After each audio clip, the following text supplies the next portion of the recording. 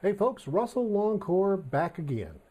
It's now part two of the six-part series on how to make money online.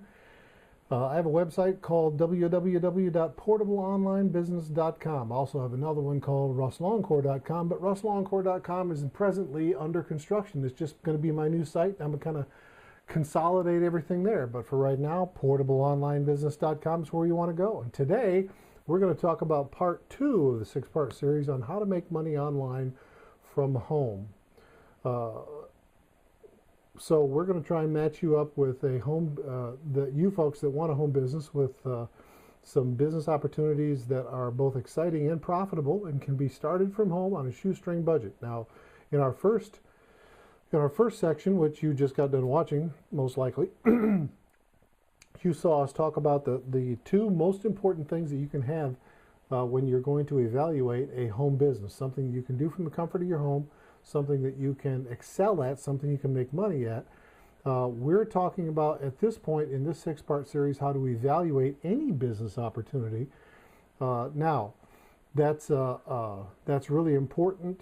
It's extremely important if you're going to put time and effort and money into something, because who wants to fail? I don't see any hands raised about people that want to fail in an important business of their own from home. So here we go. The first thing that we talked about, if you'll remember, is a highly consumable, life essential product or service. And then the second thing was a large, growing, inelastic market need. And those two things together basically make a business recession proof, don't they? I mean, if you got a highly consumable, life essential product and a huge market that doesn't change much, isn't that the recipe for recession proof business? I defy you to go out into the marketplace and find truly recession proof businesses. You won't find very many of them. I have two of them. I'll introduce you to them sometime later. But today, let's talk about number 3 and number 4. And number 3, get your pen and paper out. And you're going to want to put this down on paper, because this is important. No matter what kind of a business you're looking at, whether it's network marketing, multi-level marketing, a traditional brick and mortar store, no matter what you're looking for, you need to evaluate it as it relates to these 12 criteria. Here's number 3. Ultralight startup costs. Now, wouldn't it be nice to have ultralight startup costs? Wouldn't it be nice to be Tiger Woods, and you don't even have to do anything? You just have to sign your name and take money and let people take your photograph wearing their clothing or using their car or using their golf clubs or something like that. I mean, endorsement deals would be wonderful, but how many of us are going to get an endorsement deal? I would say probably this number. But we still want to have ultralight startup costs. Now, if you go online, I mean, if you just go to Google and put in the words ultralight startup costs, here's what you're going to find. You're going to find a lot of tech companies that are back in the 90s and the early 2000s, the mid 2000s. They were always looking for angel investors, and they were trying to be the next Google. They were trying to be the next Twitter. They were trying to be the next Facebook. They're trying to be the next Pinterest. But they always had to get angel investors. They always had to get money from outside. And many of those guys and gals now are trying to start something just with their sweat equity.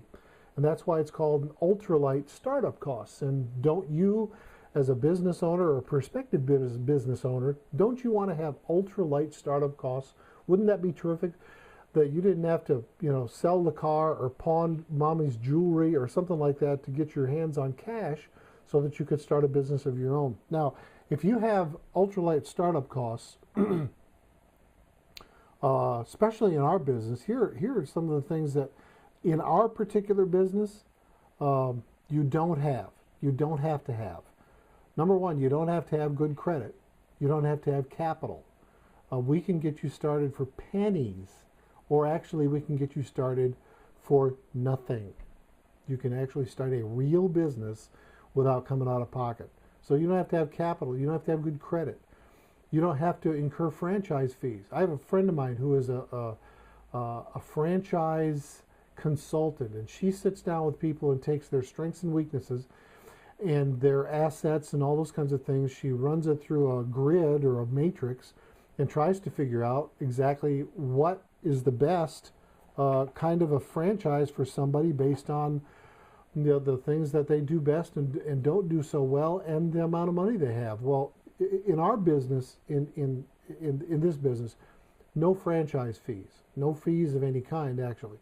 But if you have a business that you run from your home, the next thing is you don't have utility deposits and monthly bills. Now, isn't that kind of nice? If you go out down the street from you, raw video, folks, and that's what I'm about. If you go down the street from you and you find a storefront and there's a place in there to rent, you're going to have to come up with first and last month's rent. You're going to have to come up with utility bills, deposits. How about if you run something out of your home and you don't have to have that? Wouldn't that be wonderful? I'm saying that it would be wonderful. The next thing, you don't have to have business licenses. Now, you need to check with your local municipality on this. But most of the time, a person that runs a business out of their house does not have to have a special business license to do that. But once again, I'm not a lawyer. Check with your own municipality and find out that if you have to have a license. But many places, you do not have to have a license. Next, what you don't have to have, you don't have to have specialized insurance. Now, you certainly can. If you're using your car for business and you have assets, you need to protect them, and you may want to consider special business insurance, but not to get started, you don't have to have that. And that's wonderful because that can be very, very expensive. One of the other things you don't have to have is equipment. Think about any kind of a brick and mortar store. I mean, if you were in a sub shop, you don't have to have tables for people to sit at. You don't have to have chillers and refrigerators and food prep tables and ovens and computers and desks and all those kinds of things. Don't have to have any of those. If you're in a retail situation, you would have to have display cases and all kinds of other equipment to showcase your product. Well, in a home business, you don't have to have that. The next thing you don't have to have specialized phone systems. You don't have to have computers for a bunch of employees. That's important because, once again, that comes back to capital. And if you don't have to expend a bunch of capital to get started, isn't that a better business to have? And finally, no advertising. Now, you can spend money on advertising. I would suggest that you do that. But in our particular business, we can show you ways that you can build your business, that you can find new customers, and you can do it without incurring cost. And that's important. And think about this. You have to have people to tell your story to, right? I mean, that's the whole thing. Those are called prospects. They're prospective clients.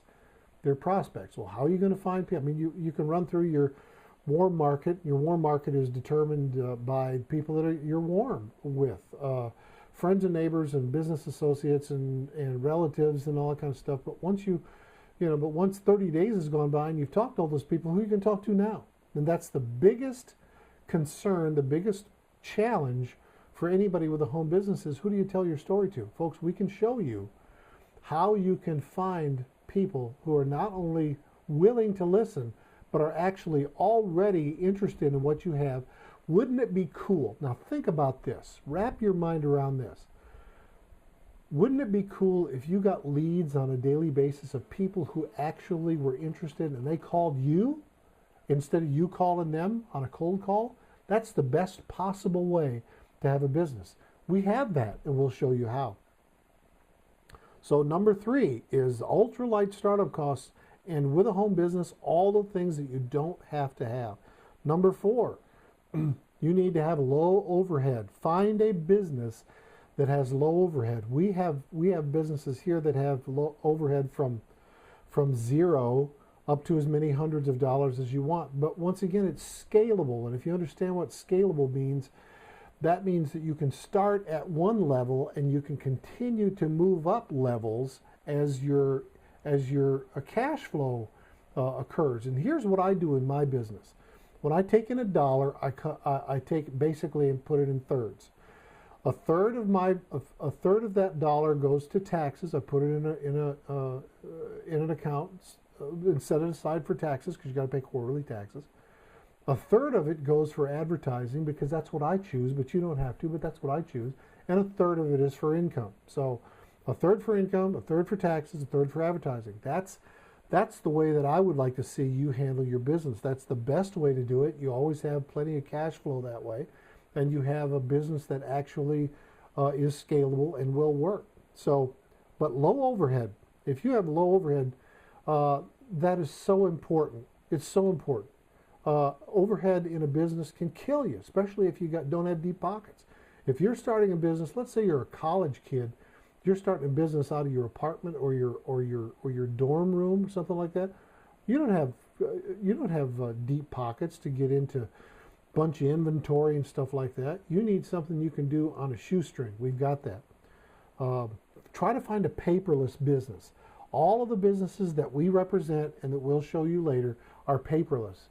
For example, I have a business that I started almost 3 years ago that is in the energy field, and I'll show you that sometime also. But in almost 3 years, I've never picked up a piece of paper. I don't have to have paper.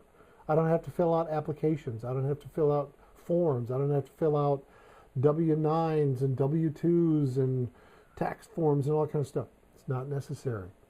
Find a paperless business. We have paperless businesses that we can show you. If you have a paperless business and you have low overhead, that means that you don't have any. That means you don't have receivables. In our business, folks, we don't have receivables. Now think about that.